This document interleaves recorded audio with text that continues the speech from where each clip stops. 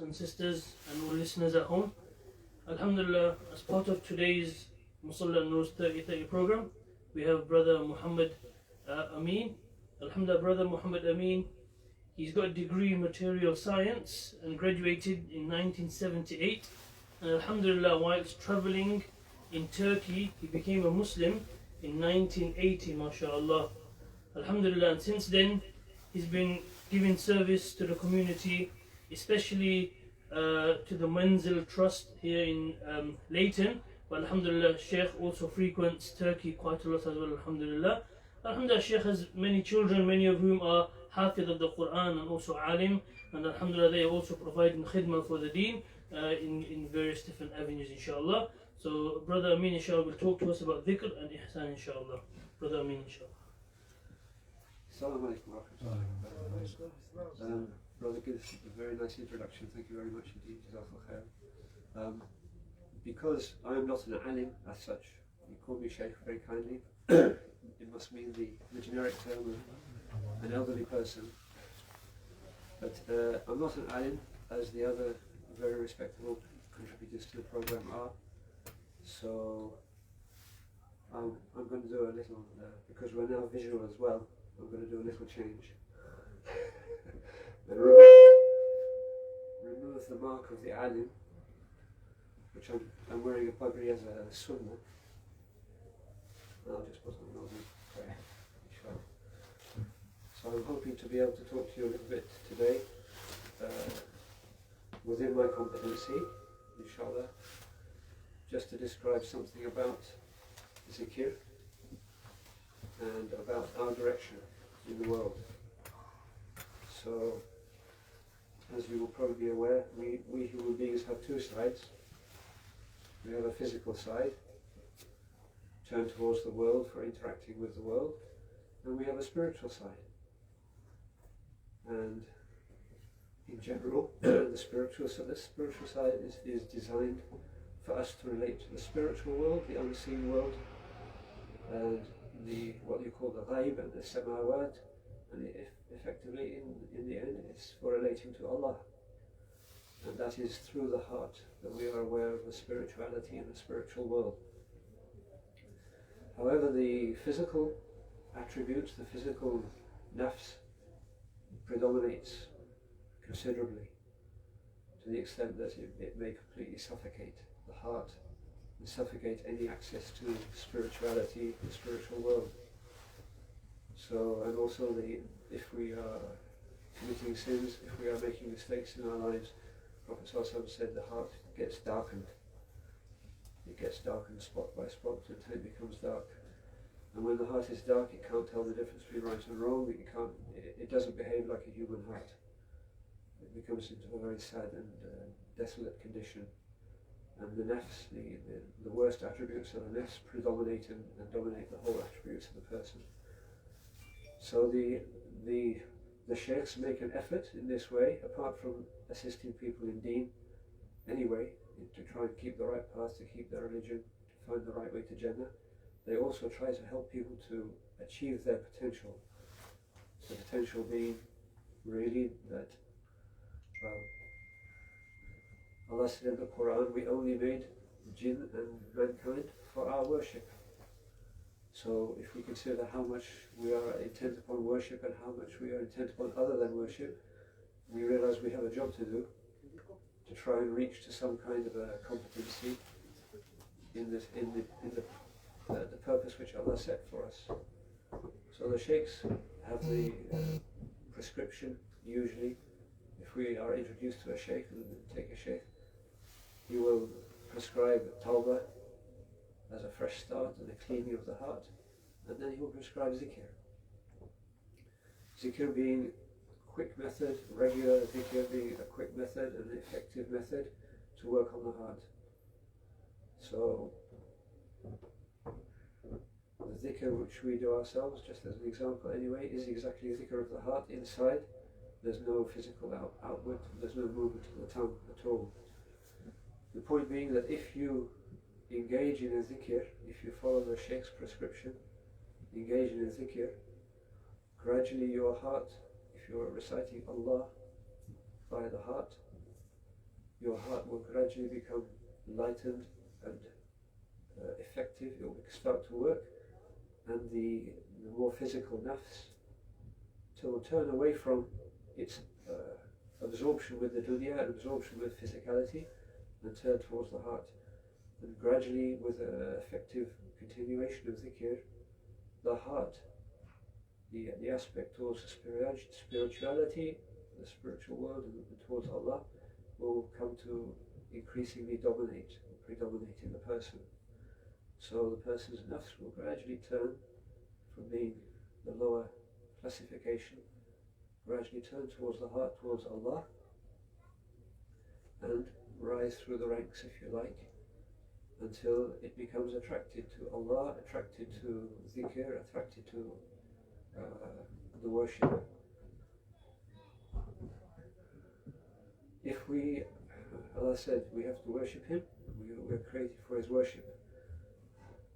If we are not aware of Allah, we can scarcely worship Him. The greater our knowledge and acquaintance with Allah, the more real and more genuine our worship becomes. It has an inward aspect. It has a reality to it. So a person without knowledge is almost like a blind person. But as a person inclines towards Allah and his heart starts to increase in its activity, in its softness and its,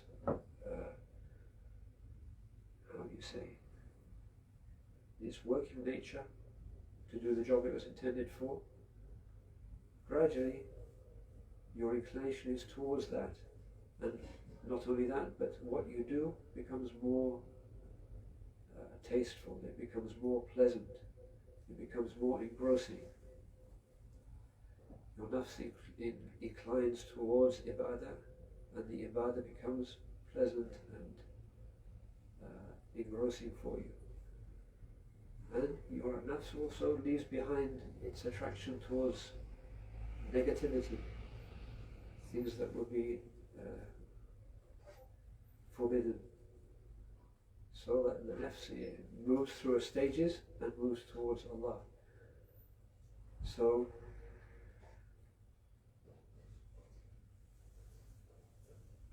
a person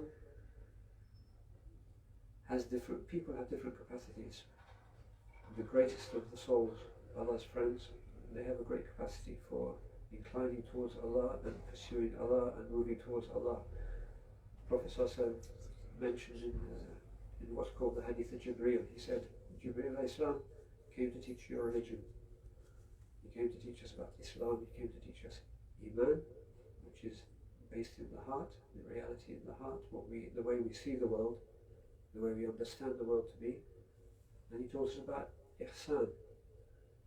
And Ihsan was to worship Allah as though you saw Him. While you do not see Him, you know that He sees you.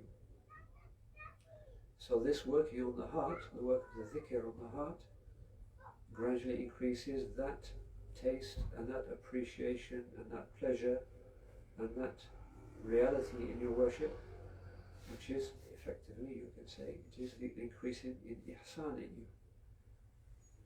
So we can move along that path to the degree that we can, to the degree that Allah gave us capacity. And I would say that we're all of different capacities and Allah knows best. But anybody who wishes to move along that path, they may only take 2-3 steps, but it's the right path. And when you take 1 step, Allah takes 10 steps in your direction anyway. Allah is very accepting and very happy to find people pursuing Him, making the way towards Him, which is our purpose. So if we take even only 2-3 steps, still Allah is waiting for us at the end of those 2 or 3 steps, and waiting to welcome us. People who pursue this with sincerity and diligence continuously, inshallah they will arrive at that position where Allah will give them a chance to know Him, some marifat, or an opening of some sort, which is ihsan. And after that, inshallah, your ibadat will be settled. it will have a degree to it which will be a very pleasant interaction between yourself and Allah, which you will be set up for the rest of your life for sure, if you receive such a kind acquaintance from Allah. So the great souls, they will move far along that path until they are only interested in Allah at all. That nafs does not pay attention to anything else, is only aware of Allah, which is called fana, and those people are just the friends of Allah and His possessions, if you like. So any amount of ihsan that we can bring into our lives is going to benefit us. Basically, we need to move away from a physically dominated existence, which is very difficult to do. We're very tied up in a very physical world. But nonetheless, that physical world is still an interaction, a way of interaction with Allah, and we keep ourselves some special time to make a zikr. And inshallah, that will move us along that path, along the path of Ihsan, and bring us into Allah's presence, inshallah, which is the great thing, inshallah. I'm going to say that Prophet ﷺ said that Jibreel is teaching us our religion, and Ihsan was mentioned as a part of that, so it's not something that's out of reach for us. It's actually something that we should realize is part of our religion, part of what we should be trying to do. Don't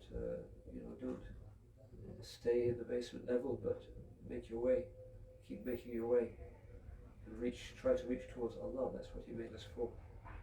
He gave us all our hearts for the opportunity to know Him. And we need to work on it in order to reach that position of knowing Him. Inshallah, we can do that. And whatever degree we reach, there will be benefit for us, and pleasure for us, and reward from Allah and His acceptance. Those people who move along that path until Allah loves them, and then He becomes everything they need. So I think probably there's no need for me to say too much more. Very short maybe. But obviously this came for me as a help from the shaykh, and that is the way that help comes in these ways. The spiritual people, the people of Allah, the people of the heart, the people of Zikr, they are helping for others to keep their Deen and to make their Deen, inshallah, make their way to Allah. So I'm fully recommending what I found is that a good shaykh, inshallah, will help you, and he's already a person close to Allah. He can definitely introduce you to Allah, inshallah.